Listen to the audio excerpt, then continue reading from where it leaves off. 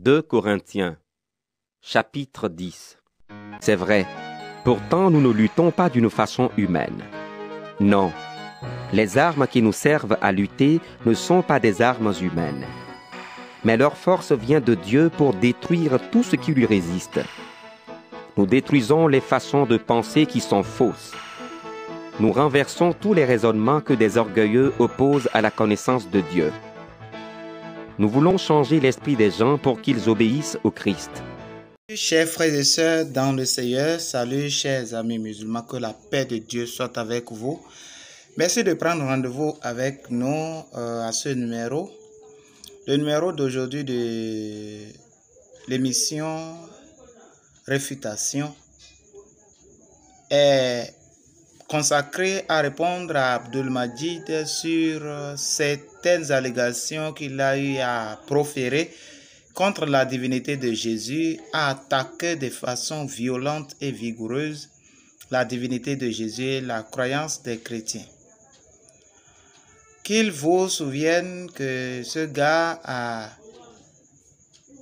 cette stratégie avec ses mensonges pour attaquer et dans le but de déstabiliser la foi chrétienne et ce qui ne peut pas faire. C'est pourquoi ils utilisent voies et moyens pour y arriver, mais cela ne passera pas. Pour cette émission, nous allons subdiviser cette réfutation en 12 séquences. Voici la première édition ou bien émission, le premier numéro, voilà, de cette réfutation. Nous allons sans plus tarder écouter Abdul-Majid Katsougia, le Congolais. Écoutons-le, s'il vous plaît. Mon cher frère, je voudrais ici offrir un petit cadeau aux musulmans et aux chrétiens. Un petit cadeau juste. Zerabiso, Jean chapitre 11, verset 33, 34, 41, 42. Donc dans la première partie, on nous dit ceci. Jésus, voyant la sœur de Lazare pleurer, Marthe, qui était la sœur de son ami Lazare, parce que Lazare était mort. Jésus est venu. Il a appris la mort de Lazare. Il est venu. Et Jésus dit quoi? Il demande à la sœur de Lazare et aux Juifs qui l'accompagnaient et qui pleuraient Lazare, où l'avez-vous mis? Et puis la sœur de Lazare lui dit, viens, on va te montrer là où on l'a enterré. Est-ce que Dieu peut-il demander à ces créatures où l'on avait enterré une autre créature? Parce que rien ne se cache aux yeux de Dieu, comme nous dit Ézéchiel chapitre 23. Rien ne se cache aux yeux de Dieu. Mais Jésus vient, il pleure, lui-même il pleure. Mais Jésus demande, où l'avez-vous enterré? Où l'avez-vous mis? Mon cher frère, est-ce que Dieu peut-il se renseigner auprès de ses créatures sur un endroit où aurait été enterré une autre de ses créatures? Non, celui-là n'est pas Dieu, parce qu'il ignore où a été enterré sa créature. Il n'est pas Dieu. Vous venez d'entendre ce qu'a dit Abdul-Majid sur la divinité de Jésus en prenant Jean chapitre 11. Il dit, puisque Jésus a demandé où avez-vous mis le corps de Lazare, alors il n'est pas Dieu, parce que Dieu ne peut pas demander à ses créatures où avez-vous mis une autre créature. Sa question, c'est-à-dire, puisque Jésus a posé des questions afin de savoir là où le corps de Lazare a été mis, pour cela il n'est pas Dieu, parce que Dieu ne peut pas poser la question. Dieu pouvait tout savoir, parce que rien n'est caché à Dieu. Pour cela, Jésus n'est pas Dieu. Avant de répondre à sa préoccupation, nous allons l'amener dans le Coran. Allons-y.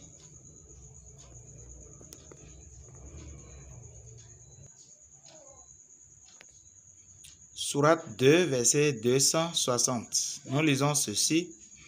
Et quand Abraham dit, Seigneur, montre-moi comment tu ressuscites les morts. Allah dit, ne crois-tu pas encore? Vous voyez? Donc, Allah, en posant la question à Abraham, est-ce qu'il ne croit pas encore? Cela veut dire que Allah ne connaît pas tout. Allah n'est pas le Tout-Puissant parce qu'il n'a pas su si Abraham croit ou pas. Or, dans Sourate, en lisant Sourate 8, le verset 43, on dit là que Allah sonde les cœurs. Allah connaît les cœurs de moins, ce que chacun pense. Nous allons y revenir. Donc, ici, Allah a posé la question à Abraham. Ne crois-tu pas encore?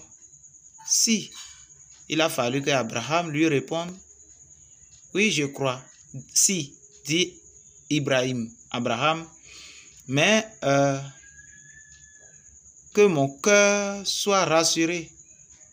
C'est là que Allah dit, prends donc 4 oiseaux, apprivoise-les et coupe-les, puis sur des monts et séparés, mets-en un fragment, ensuite appelle-les.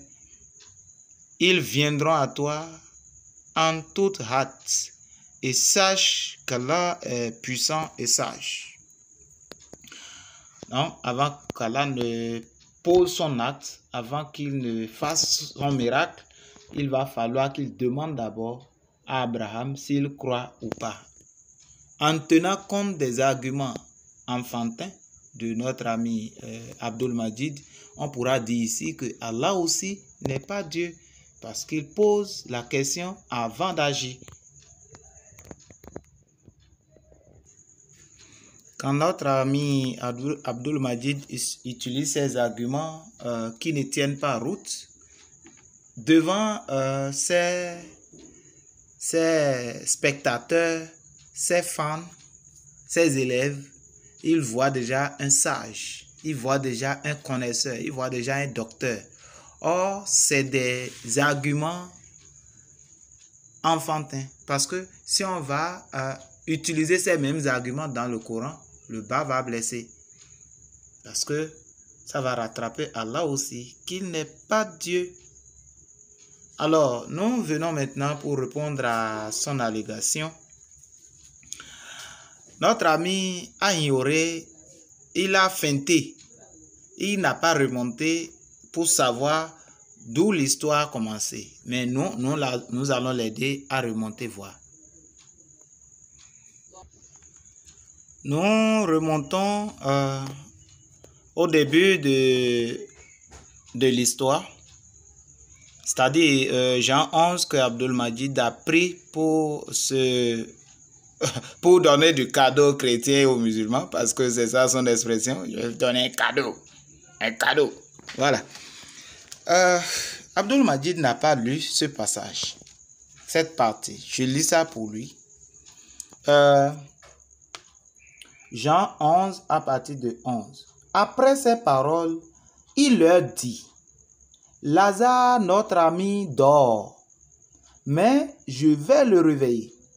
Qu'est-ce qui s'est passé au fait? Quand Lazare était malade, il y avait des gens qui sont envoyés à Jésus pour dire, ah, ton ami Lazare est malade, viens vite. Jésus était préoccupé par le salut des âmes. Il était dans une autre ville. Maintenant, les messagers sont partis, 2e ou 3e jour. Jésus n'était plus reparti. Et il dit, le 3e ou 4e jour, il dit à ses disciples, ah, notre ami Lazare est mort. En ces termes, nous lisons ensemble maintenant. Après ces paroles, je lis au verset 11, après ces paroles, il leur dit, Lazare, notre ami est mort, notre ami dort, mais je vais le réveiller. Alléluia.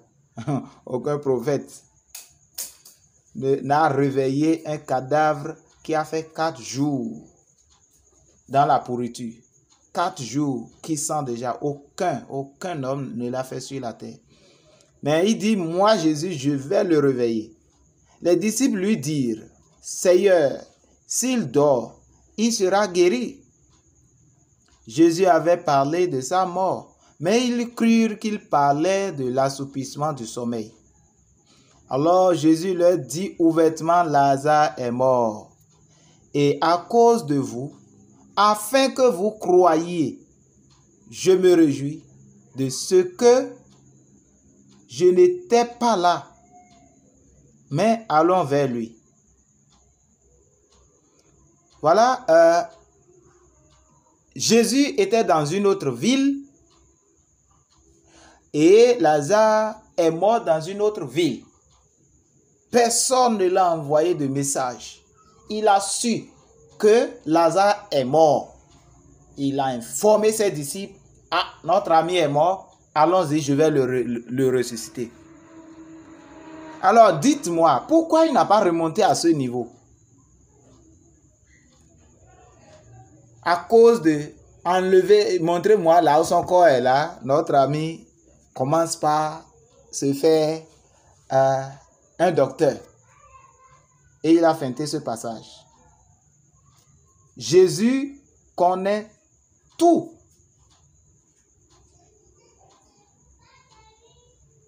Il n'était pas là. Il a su que Lazare est mort et il a informé ses disciples, allons-y. Abdul Majid n'a pas la capacité de remonter là. Et comme ses fans aussi ne lisent pas, ils sont obligés de l'applaudir, de crier Allahu Akbar. Oui, la preuve, parce qu'il a pris ce passage de la connaissance. Parce que rien n'est invisible, rien n'est caché, comme il a dit, devant Dieu. La mort de Lazare n'est pas cachée à Jésus. Et Jésus a su que Lazare est mort. Avant de revenir expliquer pourquoi il a demandé le corps, et là où ils ont mis le corps de Jésus, de Lazare, son ami, nous allons montrer encore d'autres versets où Jésus a prouvé qu'il est Dieu en montrant sa connaissance sur des choses que les hommes ne peuvent pas connaître. C'est-à-dire quoi? Il y a des choses qu'aucun homme, simplement comme ça, ne peut savoir. Nous lisons alors dans Jean, nous lisons ensemble ce qui se passe ici. Nous lisons Jean 4, le verset 46 à 53. Il retourna donc à Cana en Galilée, où il avait changé l'eau en vin. Il y avait à Capernaum un officier du roi, dont le fils était malade. Verset 47. Ayant appris que Jésus était venu de Judée en Galilée, il alla vers lui et le pria de descendre et de guérir son fils, qui était près de mourir. Jésus lui dit, si vous ne voyez des miracles et des prodiges, vous ne croyez point.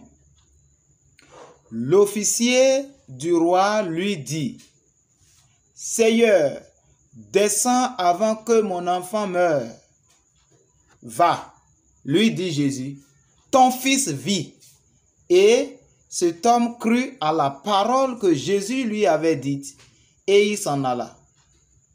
Comme déjà il descendait, ses serviteurs venant à sa rencontre lui apportaient cette nouvelle. Ton enfant vit.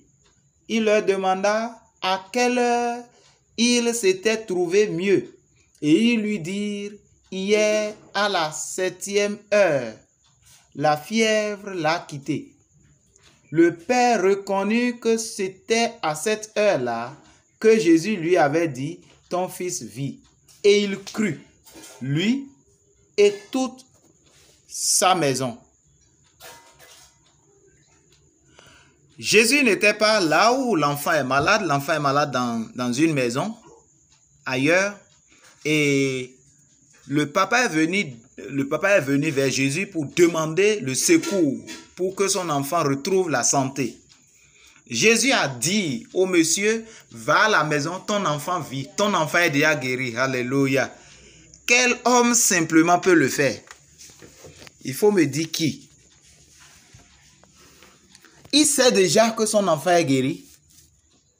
Et c'est pourquoi quand le monsieur a eu la nouvelle en revenant à la maison, ses serviteurs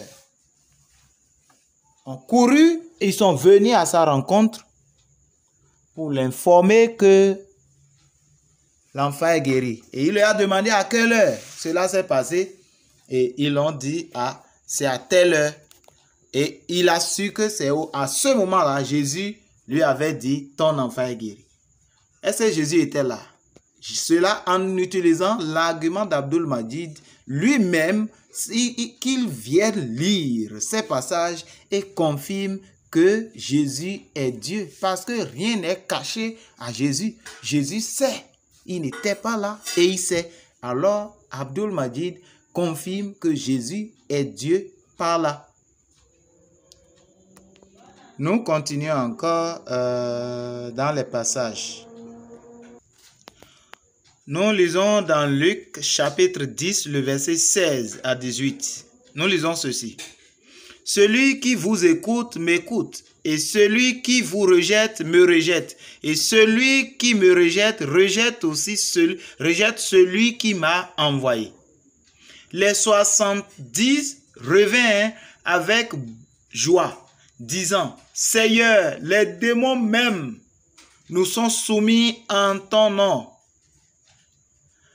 Au nom de qui les démons se sont soumis? Au nom de Jésus. Au nom de Jésus. Et dites-moi si au nom d'une autre personne peut amener les démons à se soumettre. Au nom de qui les démons doivent se soumettre? Cela prouve que Jésus est Dieu. Aucun autre nom sur la terre, Actes chapitre 4, le verset 12, n'a été donné. Aucun autre nom n'a été donné pour que les hommes soient sauvés. Aucun autre nom n'a été donné qui ait cette puissance pour pouvoir chasser les démons. Et les démons doivent se soumettre. Alors, nous continuons la lecture. Les 70 revinrent avec joie, disant, Seigneur, les démons même nous sont soumis en ton nom. Jésus leur dit, je voyais Satan tomber du ciel comme un éclair. Jésus n'était pas là, lui il était ailleurs. Et ses disciples étaient allés à l'évangélisation, il les a envoyés, les 72, il les a envoyés deux à l'évangélisation. Tout ce qui se passe là-bas, quand ils disent au nom de Jésus, si quelqu'un est malade, ils vont à l'évangélisation, ils prêchent la bonne nouvelle. Et si quelqu'un accepte, ils prient pour lui. Si un démon est en train de maltraiter quelqu'un, ils prennent autorité au nom de Jésus-Christ. Et les démons fléchissent genoux. Les démons se soumettent au nom de Jésus. Au nom d'autres noms, ça ne marche pas. Il n'y a aucun autre nom sur la terre ou dans le ciel qui puisse faire trembler les démons. C'est le nom de Jésus. Et maintenant, les disciples sont revenus pour faire le compte rendu à Jésus. Il leur disait, oui, je savais, parce que moi-même, je voyais comment Satan tombait du ciel comme un éclair. Il n'était pas là. Donc, selon Abdul Majid, puisque Dieu voit tout, Jésus a tout vu et il leur a dit cela. Cela confirme la divinité de Jésus. Nous allons continuer dans nos lectures. Nous lisons Luc 19, le verset 29 à 34.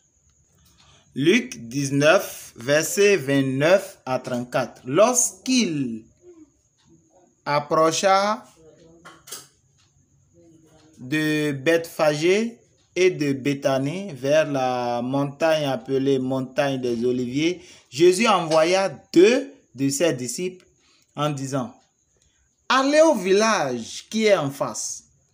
Quand vous y serez entrés, vous trouverez un ânon attaché sur lequel aucun homme ne s'est jamais assis. Détachez-le et amenez-le. Si quelqu'un vous demande pourquoi le détacher, vous lui répondrez, le Seigneur en a besoin.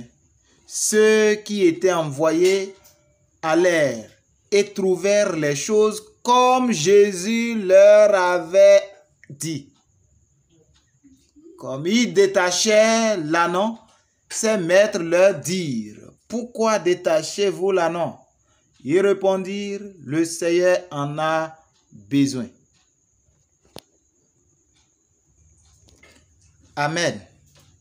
Vous voyez, le Seigneur n'était pas là, il leur a annoncé, il a déjà vu l'âne qui était ailleurs, dans un autre village qui est en face de là où ils étaient.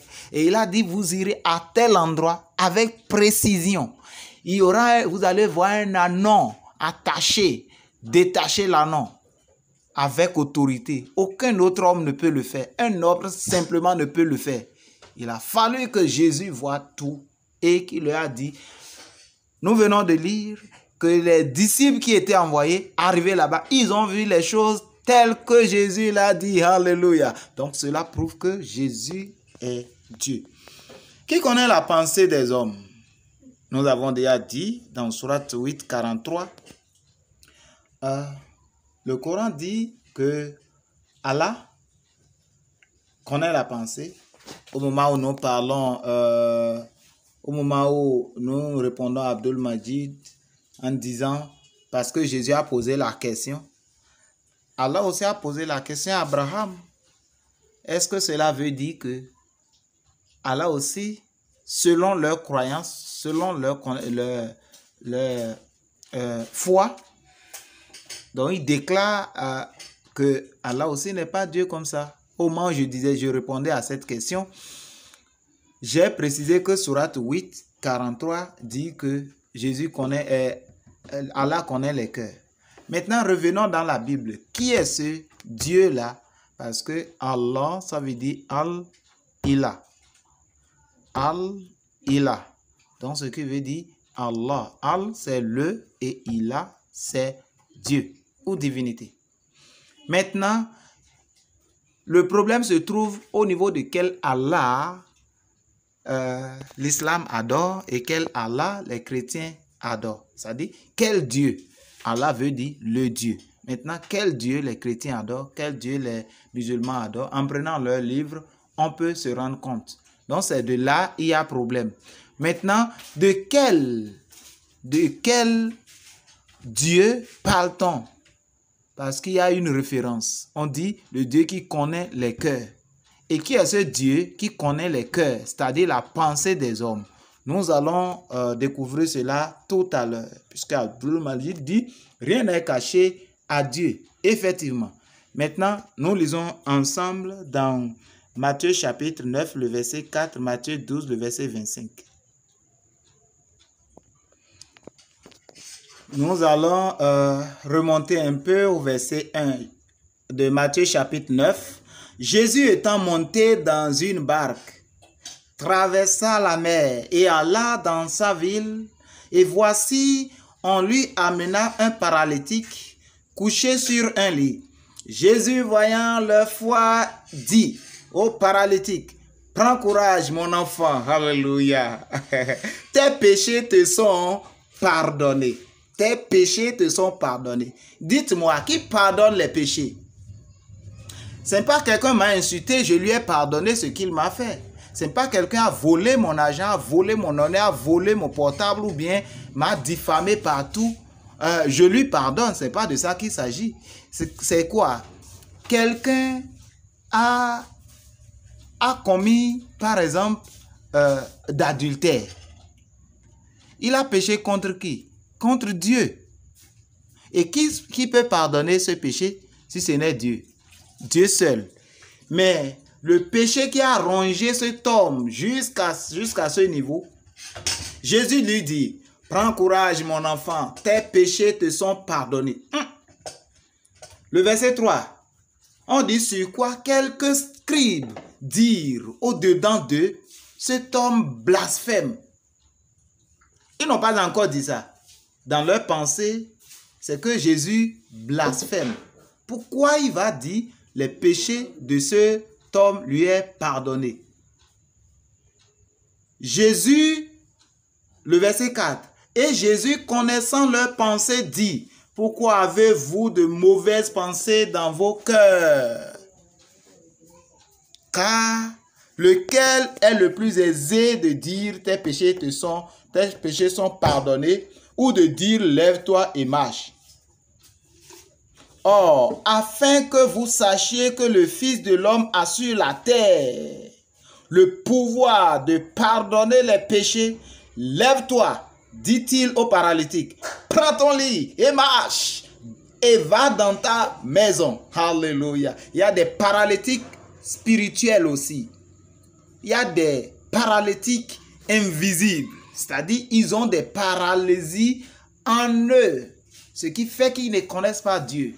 Et tout à l'heure, Jésus dit, lève-toi mon fils. C'est le péché qui rend les gens paralytiques. Et ils ne veulent pas venir à Jésus parce que Jésus est la lumière pour que les œuvres ne soient pas découvertes. Ça, là, nous lisons ça dans Jean chapitre 3 à partir de 18, 19, 20. Et il se leva et s'en alla dans sa maison. C'est une preuve que le pardon de ses péchés ont été obtenus. Jésus connaissant le cœur, et Jésus a la capacité de pardonner les péchés. Et il l'a fait. Et qui devrait pardonner les péchés si ce n'est Dieu seul? Alors Jésus est Dieu. Nous allons lire Marc 2 pour comprendre un peu l'événement. Des gens, le verset 3, des gens vinrent à lui, venez à Jésus. Les gens vinrent à lui, amenant un paralytique porté par 4 hommes. Comme ils ne pouvaient l'aborder à cause de la foule, ils découvrirent le toit de la maison où il était. Et ils descendirent par cette ouverture le lit sur lequel le paralytique était couché.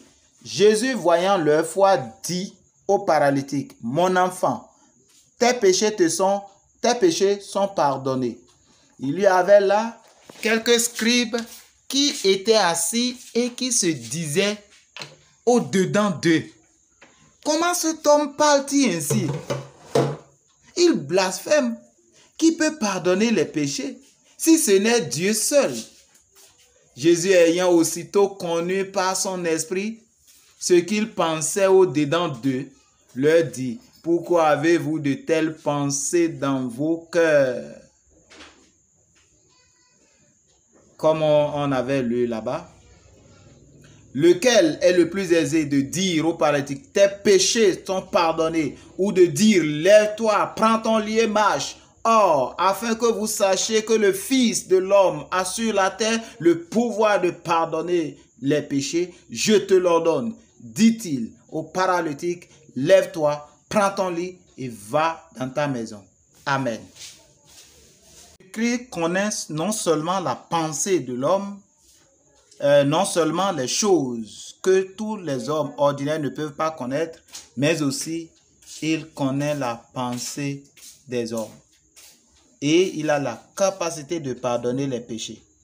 Regardez, je donne 2 exemples encore qui prouvent que Jésus connaît tout ce qui est à côté de lui et ce que les hommes ne voient pas ou ce qu'il n'a pas vu, il connaît. Rien n'est caché devant lui. Preuve qu'il est Dieu. Jean chapitre 1 verset 47 à 50. Nous lisons ceci. Jésus voyant venir à lui Nathanaël dit de lui, voici vraiment un Israélite dans lequel il n'y a point de fraude.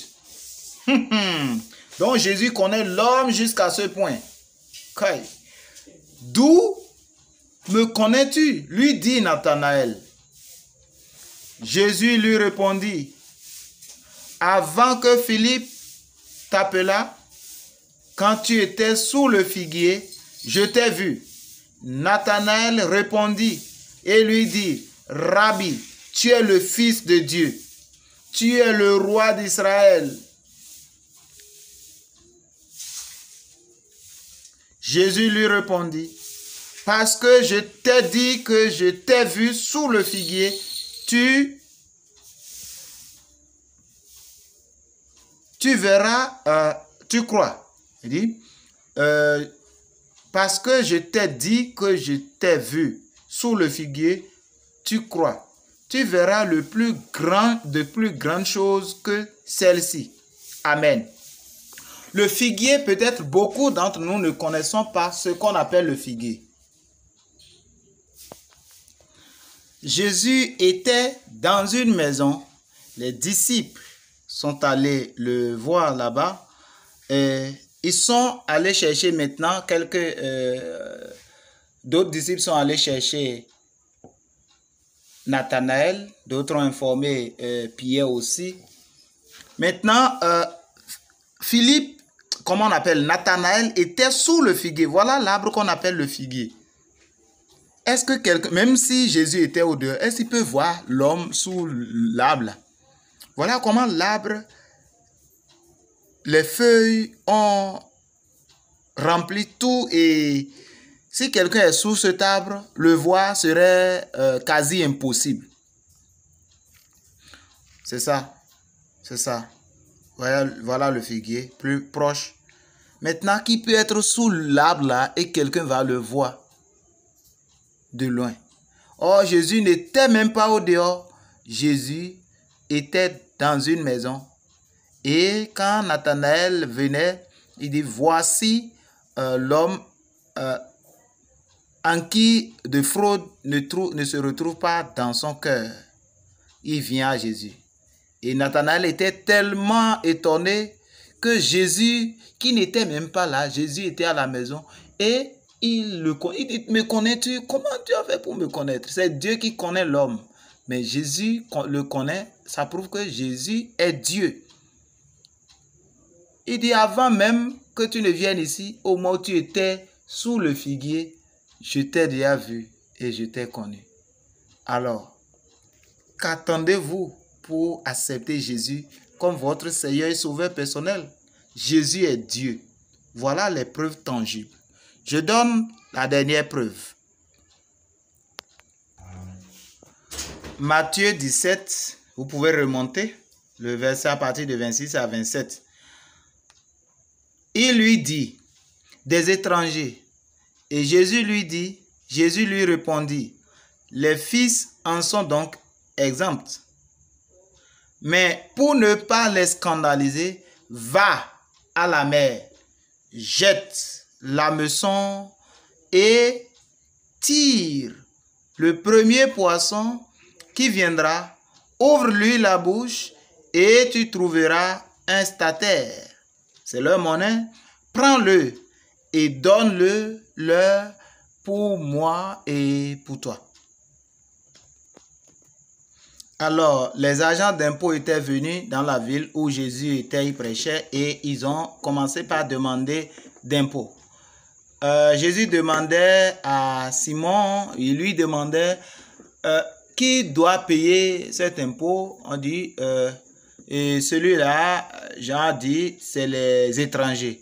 Dit, ah, donc, les autochtones ne sont pas dedans. En tout cas, pour ne pas les scandaliser, c'est Jésus qui parle maintenant, pour ne pas scandaliser ces agents d'impôts, Pierre, va dans la mer, comme tu es pêcheur, va pêcher le premier poisson que tu vas attraper, ça serait un gros poisson, ouvre sa bouche. Tu vas trouver l'argent dans la bouche du poisson là, enlève l'argent là et tu viens payer ton impôt et mon impôt. Waouh! Qui peut le dire? Qui peut le faire? Est-ce qu'un homme simplement peut savoir qu'il y a l'argent dans la bouche du poisson? Et c'est le premier poisson là. Qui est Dieu? Qui est Jésus? Il connaît tout. Il connaît tout. Et les exceptions, je réponds maintenant rapidement par rapport à où avez-vous mis son corps.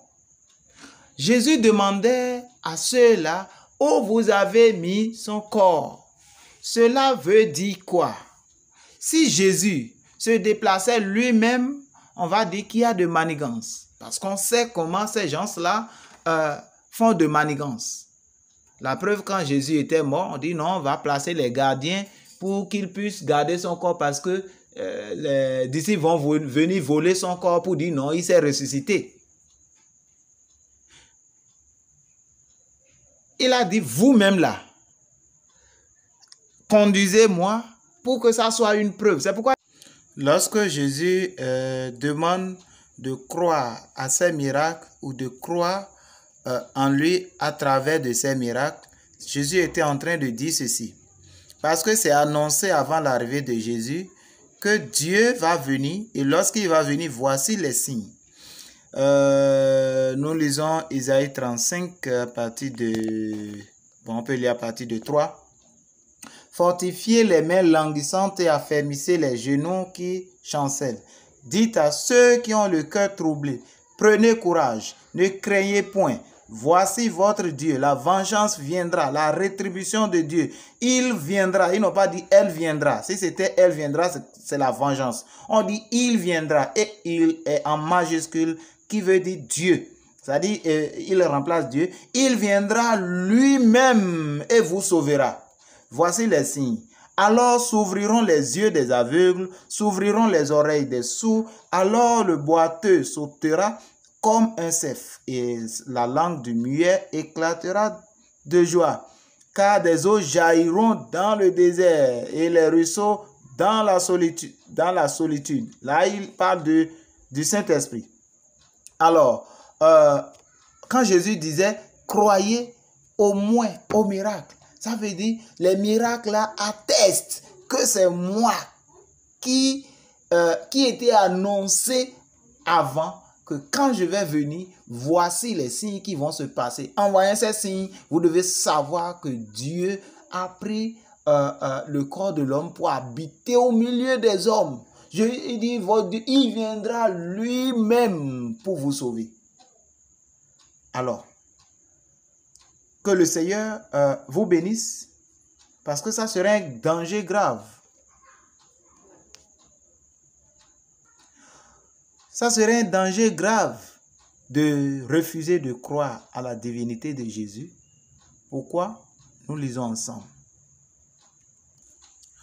Jésus parlait aux pharisiens qui ne croyaient pas à sa divinité. Il leur dit, dans Jean chapitre 8, le verset 24. C'est pourquoi je vous ai dit, vous allez mourir dans vos péchés. Oui, vous allez mourir dans vos péchés si vous ne croyez pas que moi je suis. Je suis, c'est le nom de Dieu. Je suis, ça veut dire Yahweh. Je suis.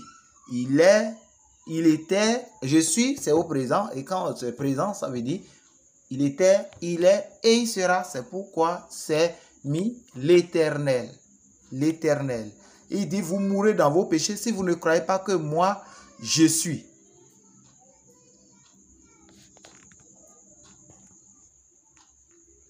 Alors, refuser la divinité de Jésus, c'est accepter mourir dans ses péchés parce que lui, il est le seul sauveur. Si vous lisez dans Isaïe 43, le verset 11 à 12, il dit, la parole de Dieu dit ceci. C'est moi, Isaïe 43, 11 à 12, c'est moi qui suis l'Éternel, et hors moi, il n'y a point de sauveur. C'est moi qui ai annoncé, sauvé, prédit. Ce n'est point parmi vous un Dieu étranger. Vous êtes mes témoins, dit l'Éternel. C'est moi qui suis Dieu. Alors, il y a un et un seul sauveur. Et ce sauveur, c'est l'Éternel. Et l'Éternel, maintenant, a pris le corps de l'homme pour venir sauver les hommes. Comme c'est déjà annoncé, étant au milieu des hommes, il y a des signes qui montrent que c'est lui-même qui est là. Si tu sais que Jésus est ton sauveur et tu ne crois pas en sa divinité, Jésus dit que tu mourras dans tes péchés. Et pourquoi? Parce que en disant qu'il n'est pas Dieu, tu dis par là qu'il n'est pas ton sauveur. Parce que c'est Dieu seul qui est le sauveur. C'est Dieu seul qui peut sauver. La preuve, le prophète de l'islam a dit qu'il ne peut pas sauver quelqu'un. Nous allons lire cela à notre prochaine édition. Donc, la seule personne qui peut sauver, c'est Jésus. Et ce Jésus est devenu un homme. Il n'était pas homme, il était Dieu dans sa divinité, dans sa souveraineté. Il connaît tout, étant sur la terre, il a manifesté, il a montré les preuves qu'il est Dieu. Alors, ne restez pas là à écouter les autres au détriment du salut de votre âme. Quiconque rejette la divinité de Jésus, rejette Jésus lui-même. Disant, Jésus est un prophète, nous croyons en lui, Jésus est venu, nous aimons même Jésus. Vous vous trompez, parce que Jésus s'est fait baptiser et il a demandé à ce que ceux-là qui veulent le suivre, qui croient, doivent se faire baptiser. Pourquoi on refuse de se faire baptiser? On dit qu'on aime Jésus, on suit Jésus. Ne laissez pas que quelqu'un vous trompe au salut de votre âme. On peut vous tromper sur toute chose, mais n'acceptez pas qu'on vous trompe sur le salut de votre âme, parce qu'après la mort, il n'y a plus de réparation. Merci beaucoup. Que la paix de Dieu soit avec vous. Shalom et à la prochaine.